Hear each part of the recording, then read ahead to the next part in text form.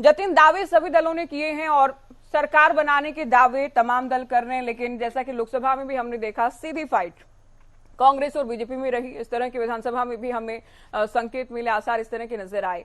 तो आप क्योंकि अहिरवाल बेल्ट से भी आते हैं, एक हरियाणवी होने के नाते, एक सीनियर जर्नलिस्ट के नाते हरियाणा की सियासत पर आप नजर भी रखते हैं, क्या लग रहा है जो कभी नहीं हुआ, जो हैट्रिक कोई पार्टी नहीं बना पाई, इस तरह का करिश्मा हो सकता है, या एग्जिट पोल जो सामने आए हैं वो एग्जैक्ट पोल साबित हो सकते हैं, कांग्रेस को बहुमत मिलने जा रहा है हरियाणा में, क्या कहेंगे?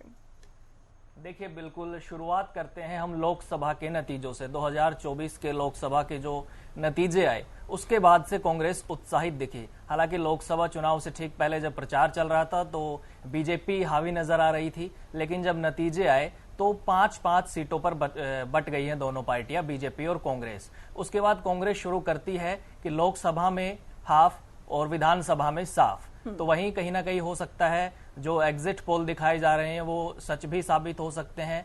हालांकि देखना होगा, क्योंकि एग्जिट पोल कई बार थोड़ा बहुत ऊपर नीचे भी हो जाता है, लेकिन इतना भी नहीं होता कि बिल्कुल ही। हालांकि मध्य प्रदेश और राजस्थान का जिक्र हम करें तो वहां पर बिल्कुल उलट भी साबित हो गए थे। बीजेपी वहां पर जीत गई थी, राजस्थान में भी जीती थी। और फिलहाल जो बीजेपी की तरफ से कहा जा रहा है वो भी यही है कि कांग्रेस अब तो उत्साहित है एग्जिट पोल को देख करके, लेकिन जब रिजल्ट आएंगे, जब नतीजे आएंगे तो ये कहेंगे कि ईवीएम खराब है। बार बार ईवीएम का राग जो है कांग्रेस अलापती नजर आएगी। ये सीएम कह रही है, बीजेपी की तरफ से लगातार यही कहा जा रहा है। और दूसरी तरफ जो है कांग्रेस उत्साहित एग्जिट पोल को देखकर नजर आ रही है, जिसके बाद कांग्रेस में तो भागदौड़ शुरू हो गई है। ज्योति जी, मैं ये कहूंगा कि पहले जहां सीएम की दौड़ लगातार एक दूसरे नेता करते आए हैं, भूपेंद्र हुड्डा हो, वो चाहे रणदीप सुरजेवाला हो, कुमारी शैलजा हो जो चुनाव लड़ना चाहती थी, उसके बाद हल्की नाराजगी भी उनकी देखी गई। लेकिन अभी भी एग्जिट पोल्स आने के बाद और जो नतीजे आज जो आने हैं, थोड़ी देर बाद 8 बजे से गिनती शुरू हो जाएगी। कल तक भी हमने देखा, भूपेंद्र हुड्डा पहले भी कहते रहे हैं, कल भी कह रहे थे, ना मैं टायर्ड हूं और ना मैं रिटायर्ड हूं। सीधे सीधे संकेत उन्होंने दे दिए हैं कि वो भी सीएम के दावेदार। हालांकि मजबूत सबसे ऊपर उनका नाम है, लेकिन इसमें एक नाम मैं और जोड़ना चाहूंगा जो दीपेंद्र हुड्डा का है। हो सकता है कि किसी कारणवश भूपेंद्र हुड्डा पर अगर सहमति नहीं बनती है, कुमारी शैलजा या रणदीप सुरजेवाला नहीं मानते हैं, तो दीपेंद्र का नाम भी सामने आ सकता है। आपने देखा होगा कि विधानसभा का जो भी प्रचार रहा, भूपेंद्र से ज्यादा लगभग सीटों पर दीपेंद्र हुड्डा आगे रहे। और दीपेंद्र हुड्डा ने ये भी रहेगा जतिन, ठीक है, भूपेंद्र हुड्डा कह रहे हैं टायर्ड नहीं हूँ, रिटायर्ड नहीं हूँ, लेकिन भले ही हाईकमान उन पर, हालांकि अभी थोड़ी बात की बातें हैं, अगर हाईकमान उनको आगे भी करता है कि तीसरी बार मुख्यमंत्री बनाने का फैसला लिया भी जाता है, तो ये टायर्ड और रिटायर्ड वाली बात तो दूसरे खेमे के नेता कहीं ना कहीं सोचेंगे, 5 साल बाद रिटायर्ड भी होंगे।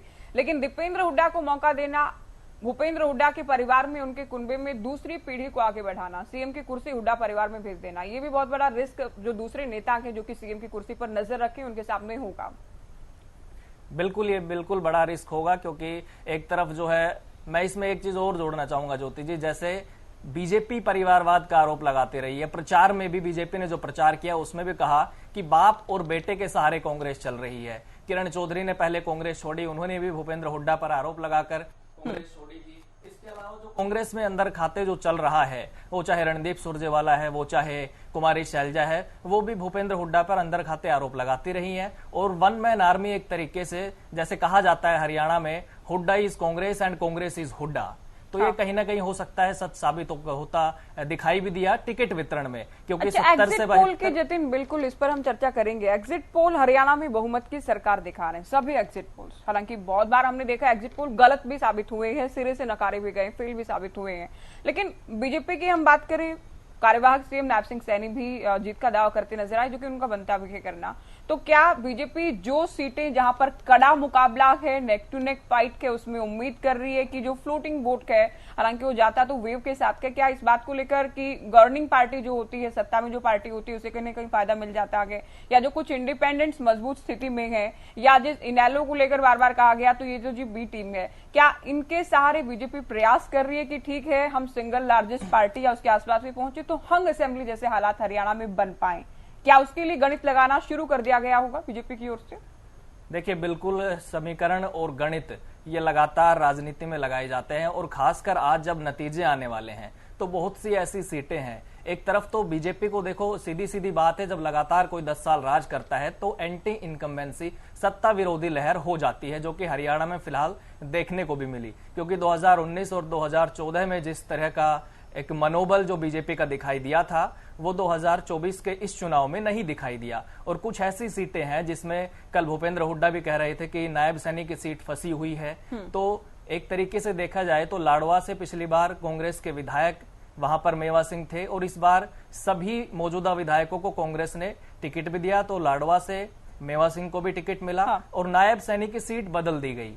ये पार्टी ने एक नीति के तहत, एक रणनीति के तहत उनको टिकट दिया है। और नायब सैनी को जब लाडवा सीट से लड़ाया गया तो फिलहाल वहां पर एक टफ फाइट नजर आ रही है। हालांकि ये बिल्कुल भी नहीं कहा जा सकता कि नायब सैनी वहां से पीछे चल रहे हैं। हो सकता है अगर आप पिछले आंकड़ों पे नजर डालेंगे तो पता चलेगा वोटिंग परसेंट का वहां पर काफी अहम योगदान रहता है, और नायब सैनी मजबूत स्थिति में नजर आ रहे हैं। इसके अलावा हॉट सीट की हम बात करें तो दूसरे नंबर पर सीट आती है भूपेंद्र सिंह हुड्डा की। लेकिन वहां बड़ी बात मैं कहना चाहूंगा ज्योति जी कि भूपेंद्र हुड्डा की सीट पर करीब 5% वोटिंग इस बार कम हुई है। हो सकता है भूपेंद्र हुड्डा आगे चल रहे हो, मजबूत चेहरा है, लेकिन एक जो वोटिंग प्रतिशत 5% जो कम हुआ है वहां पर, तो उनके जीत का मार्जिन भी ऑटोमेटिक वहां पे कम आ जाएगा। हुड्डा साहब को लेकर तो सोशल मीडिया पर हमने खूब देखा कि हुड्डा साहब वो उम्मीदवार रहे जो अपने हलके में कैंपेनिंग के लिए नहीं गए, उसके बाद भी आश्वस्त भी हैं, और हरियाणा जानता है कि उनकी जीत तो होगी ही होगी।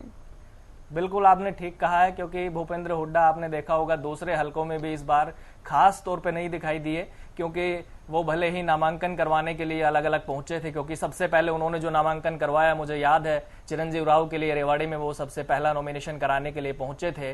और उसके बाद एक जो उनका नॉमिनेशन ज्यादा चर्चित रहा वो करण दलाल का रहा कि उनको टिकट नहीं मिली थी। उनके पार्टी कार्यालय के उद्घाटन के लिए पहुंचे, पार्टी कार्यालय के उद्घाटन, चुनावी कार्यालय दरअसल। हाँ जी, पार्टी कार्यालय के उद्घाटन के लिए वो वहां पर पहुंचे थे। लेकिन जो चर्चा रही कि करण दलाल के लिए वो नॉमिनेशन कराने पहुंचे थे, वो नहीं था, लेकिन पहुंचे जरूर थे। इतना एक तरीके से संकेत उन्होंने दे दिए थे कि करण दलाल की टिकट लगभग पक्की है, आप तैयारी कीजिए, आप नामांकन की अपने भरने की पूरी तैयारी कर लीजिए, टिकट आपको मिलने जा रहा है। ये कहा जा रहा है कि उनको ये आश्वासन पूरी तरीके से दे दिया गया था। लाडवा को लेकर हम बात कर रहे थे जतिन, क्योंकि सीएम तो बनाए ही गए थे नायब सैनी, और इस बार भी प्रोजेक्ट कर दिया गया था, कह दिया गया था अमित शाह की ओर से कि हम नायब सैनी की अगुवाई में चुनाव लड़ने जा रहे हैं, हमारी सरकार आ रही, नायब सैनी हमारे फिर से सीएम होंगे। तो उनकी सीट बदलना, विरोधी बार बार ये कह रहे हैं कि सीएम तो अपनी सीट भी गंवा रहे हैं। क्या ये पार्टी के लिए रिस्क है, या फिर जीटी रोड बेल्ट जहां पर बीजेपी के कमजोर होने की खबरें सामने आ रही थी, उसे मजबूत करने का एक प्रयास किया गया है, भले ही नाकाम हो या फिर कामयाब भी इसमें बीजेपी हो जाए? देखिए, बीजेपी के लिए 2 से 3 ऐसी बेल्ट हैं जहां पर बीजेपी मजबूत रही है। 2014 में रही, 2019 में थोड़ी बहुत सीटें जरूर कम हुई, लेकिन आप देखिए पूरी जीटी रोड बेल्ट को देख लीजिए, इसके अलावा आप अहिरवाल बेल्ट को देख लीजिए जिसमें 11 सीटें आती हैं।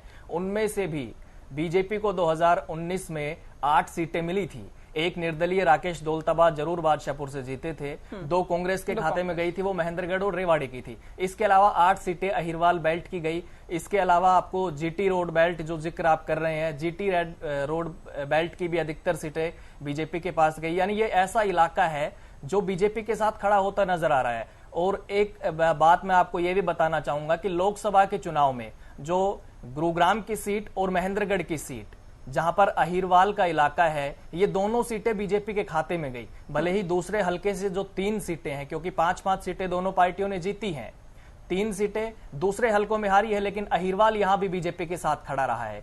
इस बार का जो चुनाव है वो बिल्कुल थोड़ा सा अलग हो सकता है, क्योंकि आपने देखा होगा गुरुग्राम विधानसभा सीट जहां पर राव इंद्रजीत पिछली बार 4-4.5 लाख वोटों से जीतते रहे, और उसके बाद उन्होंने इस बार भी ये दावा करते नजर आए थे कि वो लाखों में जीतेंगे, लेकिन 70,000 पर आकर उनका मार्जिन टिक गया है, जिसके बाद उन्होंने एक बावल से विधायक वो भी तब जब कांग्रेस ने बहुत देरी से अपने उम्मीदवार का ऐलान किया था। बिल्कुल बड़ी बात है ये कि 10 से 15 दिन पहले राज बब्बर को टिकट मिलता है, कांग्रेस उनको टिकट देती है, और उसके बावजूद वो इतनी तगड़ी टफ फाइट देते हैं राव इंद्रजीत को, जो वो शायद सोच नहीं रहे थे। हालांकि राव इंद्रजीत ने बाद में ये भी कहा कि ये इतना जो कम मार्जिन गिरा है उसके लिए उन्होंने नाराजगी भी जाहिर की और साफ तौर पर पार्टी को सीधा संदेश दिया कि ये उनके समर्थकों की बदौलत है।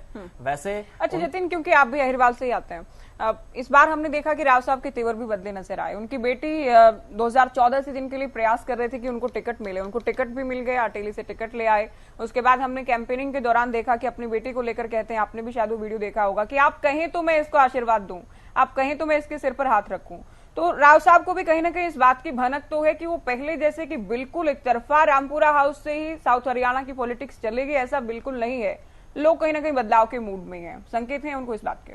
देखिए बिल्कुल, क्योंकि कहा जाता है जैसे राव बीरेंद्र सिंह उनके पिता हरियाणा के दूसरे सीएम थे, उसके बाद अब राव इंद्रजीत, एक तरीके से ये दर्द हमेशा रहा है राजनीति में कि सीएम की कुर्सी तक वो नहीं पहुंच पाए हैं। उसके पीछे कई कारण हैं। पहला कारण मैं ये मानता हूं कि राव इंद्रजीत सिंह अपने अहिरवाल बेल्ट पर पकड़ भले ही उनकी रही हो, लेकिन राजनीति में यह चर्चा होती रही है कि अगर राव इंद्रजीत सिंह अपने दम पर चुनाव लड़ना चाहते हैं तो उन्होंने एक मंच बनाया था, वो अपने मंच से चुनाव लड़कर अपनी राजनीतिक ताकत पूरे अहिरवाल को दिखाए और उसके बाद आप सीएम की कुर्सी पर दावा ठोकिए। जो राजनीतिक कार है उनमें ये चर्चा चलती रहती है। दूसरी चीज मैं ये मानता हूं कि कांग्रेस से जब वो बीजेपी में आए 2014 के लोकसभा चुनाव से पहले, तो वहां भी उनको या तो अपनी ताकत इस हिसाब से दिखानी थी, या फिर दूसरा मैं ये कहूंगा कि बीजेपी को एक बड़े चेहरे की तलाश भी थी और राव इंद्रजीत को भी किसी दूसरी पार्टी का रास्ता वहां पर अपनाने की वो सोच रहे थे, क्योंकि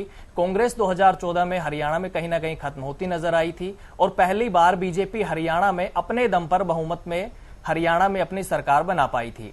एक कारण मैं आपको यह बताना चाहूंगा, राव इंद्रजीत सिंह जो इस बार भावनात्मक प्रचार करते देखे हैं, पहले अपने समर्थकों को जिताते रहे हैं। उनके पिता एक सीट पर चले जाते थे, यह कहा जाता है कि वो दूसरी बार अपने आप जीत जाते थे, उनके समर्थक जीतते रहे। अब राव इंद्रजीत ने जब अपने पिता की विरासत संभाली, राजनीतिक विरासत वो लंबे समय से संभालते आ रहे हैं, इकलौते सांसद हैं हरियाणा के जो 6 बार बने हैं, लेकिन अब की बार अटेली विधानसभा चुनाव, क्योंकि उन्होंने पहले भी अपनी बेटी के लिए टिकट मांगी थी, बिल्कुल 2014 में मांगी, पार्टी ने नहीं दी, 2019 में मांगी, पार्टी ने तब भी नकार दिया, 2014 में आके अब आरती राव को टिकट मिला है। कयास कई दिनों से लगाए जा रहे थे कि हो सकता है अटेली या कोसली से वो हो सकता है अपनी बेटी को चुनाव लड़ाए, रेवाड़ी सीट भी नाम थी, लेकिन अपने राजनीतिक बदलाव कितना हुआ है इस बात से हम अंदाजा लगा सकते हैं। हरियाणा के लोग बखूबी जानते हैं, जो हमें देख रहे हैं इस वक्त अपनी टीवी स्क्रीन पर, कि अटेली भी ऐसा नहीं, ठीक है हो सकता है आरती जीत जाए, लेकिन ऐसा नहीं बिल्कुल सेफ सीट साबित हुई है। राव साहब की कैंपेनिंग करने से एक तरफा आरती जीतने ऐसा भी नहीं है,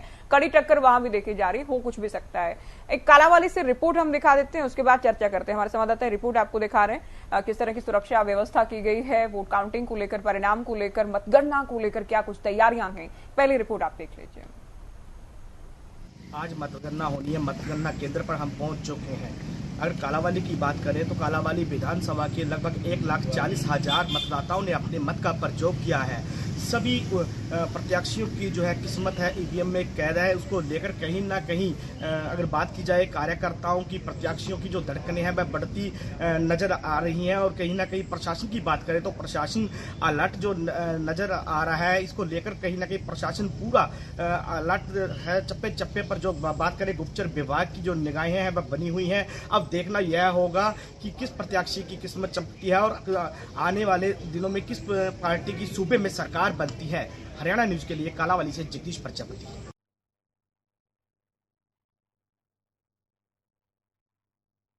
कैंडिडेट है उसमें चंडीगढ़ कौन जा रहा है, अलग अलग उम्मीदवारों में से जीत किसकी हो रही है, और कौन सी पार्टी, क्या वाकई बहुमत मिलता है, क्या प्रचंड बहुमत मिलने जा रहा है, या कोई पार्टी सिंगल लार्जेस्ट पार्टी होने जा रही है, हंग असेंबली बनने जा रही है। और अगर हंग असेंबली बनती है, संभावनाएं हालांकि कम है लेकिन संभव कुछ भी है, ये आप जानते हैं बखूबी, तो अगर बनती है तो क्या समीकरण रहने वाले हैं, क्या जोड़ घटा इसके लिए की जाएगी। तो इंतजार इसके लिए आज के दिन का ही करना है। जैसे जैसे 8 बजे के आसपास आप जानते हैं ये आपकी घड़ी की सुई पहुंच रही है, आपकी भी धड़कनें, या जो उम्मीदवार हैं, जो पार्टियों के दिग्गज हैं, जिनके हाथों में अपनी पार्टी की कमान है या जो बड़ी जिम्मेदारी में है, उनकी धड़कनें भी कहीं ना कहीं बढ़ रही हैं। और पूरा हरियाणा जो वोट कर चुका है 5 तारीख को, तमाम वोटर्स जो वोट कर चुके हैं वो भी ये देख रहे हैं कि आज परिणाम क्या होने जा रहा है, क्योंकि आपने अपने उम्मीदवार के लिए वोट किया है। लेकिन सभी 90 हलकों में इस बार क्या रहा है, क्या बदलाव के लिए वोट हुआ है या इतिहास रचने के लिए मतदान किया गया है, आज साफ हो जाएगा। तो काउंटिंग से पहले ब्रह्म सरोवर पहुंचे कार्यवाहक सीएम नायब सिंह सैनी। ये बड़ी खबर आपको बता रहे हैं, कार्यवाहक सीएम सैनी पहुंचे हैं। मंदिर में पूजा अर्चना की गई है। श्री दक्षिण मुखी हनुमान मंदिर में सैनी पहुंचे हैं। उनके चरणों में मत्था टेका गया है, जीत की कामना की गई है, अपनी जीत की कामना की गई है, आशीर्वाद दिया गया है और पूरी पार्टी के अच्छे प्रदर्शन की जीत की कामना भी इनकी ओर से की गई है। तो ये बड़ी खबर आपको बता रहे हैं, काउंटिंग से पहले ब्रह्म सरोवर पहुंचे हैं कार्यवाहक सीएम और मंदिर में पूजा अर्चना इनकी ओर से की गई है हनुमान जी का, क्योंकि आप जानते हैं मंगलवार आज है और आज किसका मंगल होने जा रहा है, किसका अमंगल होने जा रहा है, इस बात का भी इंतजार है। निगाहें पूरे ही देश की हरियाणा पर आज टिकी हैं, क्योंकि हरियाणा आप जानते हैं एक ट्रेंड सेटर भी जिसे कहा जाता है कि हरियाणा राजनीति को दिशा और दशा देता है। तो देखिए, कार्यवाहक सीएम नायब सिंह सैनी शिवलिंग पर जलाभिषेक करते हुए, हाथ जोड़कर आशीर्वाद लेते हुए, मत्था टेका गया है दक्षिण मुखी हनुमान मंदिर में। हनुमान जी के सामने है नायब सिंह सैनी, आशीर्वाद लिया गया है। हाथ जोड़कर पूजा अर्चना करते नायब सिंह सैनी, जीत का आशीष लिया गया है। तो अब भगवान जी के पास तो आशीर्वाद लेने पहुंचे, हनुमान जी से आशीर्वाद ले रहे हैं। इनका मंगल होगा या फिर नहीं, देखना होगा। और क्या जनता ने आशीर्वाद दिया है 5 तारीख को या फिर नहीं, इसको लेकर भी आज पिक्चर क्लियर हो जाएगी। तो आप देख रहे हैं नायब सिंह सैनी को शिवलिंग पर जलाभिषेक किया गया है। श्री दक्षिण मुखी हनुमान मंदिर ब्रह्म सरोवर ये पहुंचे हैं, हनुमान जी से आशीर्वाद लिया गया है, क्योंकि आज मंगलवार है, हनुमान जी का दिन है। हनुमान जी आज किसकी नैया पार करने वाले हैं, किसका मंगल आज होने वाला है, क्या बदलाव होने जा रहे हैं हरियाणा में या फिर इतिहास रचा जाना है, ये आज साफ होने वाला है। तो हरियाणा की सियासत के लिए, हरियाणा के लोगों के लिए आज बहुत बड़ा दिन है। वो दिन है जो कि अगर सामान्य परिस्थितियां रहती हैं तो 5 साल में ही आता है। तो आज क्योंकि 5 तारीख को वोट किया गया और आज वोट काउंटिंग का आज परिणाम आने का दिन है। नायब सिंह सैनी को आप देख रहे हैं, आप जानते हैं किस तरह से इनके राजनीतिक करियर की भी आप बात करते हैं।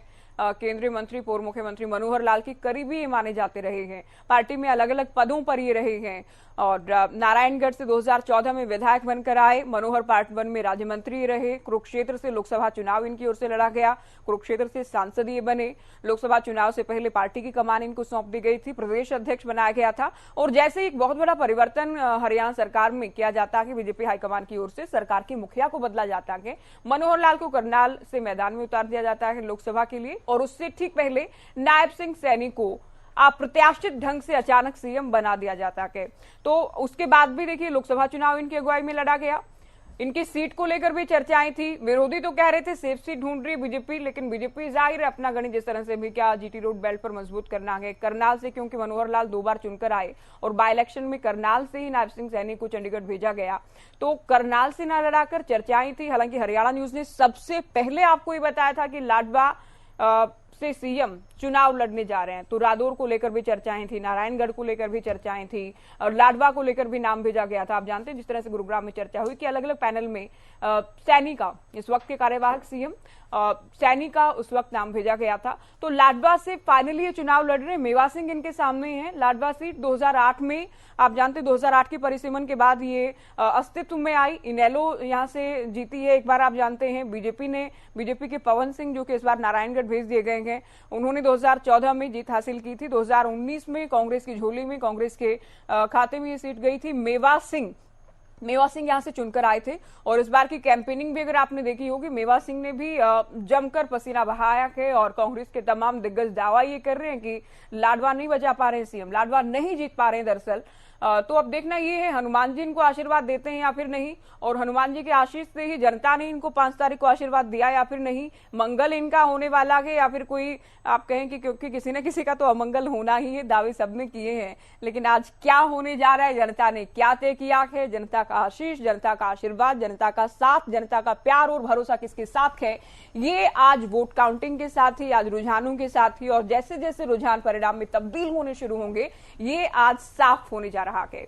तो कार्यवाहक सीएम नायब सिंह सैनी को आप देख रहे हैं और ये बिल्कुल पहली और अंतिम तस्वीर नहीं है। जैसे जैसे दिन चढ़ेगा, सुबह सुबह की खास तौर पर हम बात करें, वोट काउंटिंग शुरू होगी, इस तरह की कुछ और तस्वीरें भी आपको सामने आ सकती हैं जब दिग्गज भगवान के पास आशीर्वाद लेने पहुंचेंगे।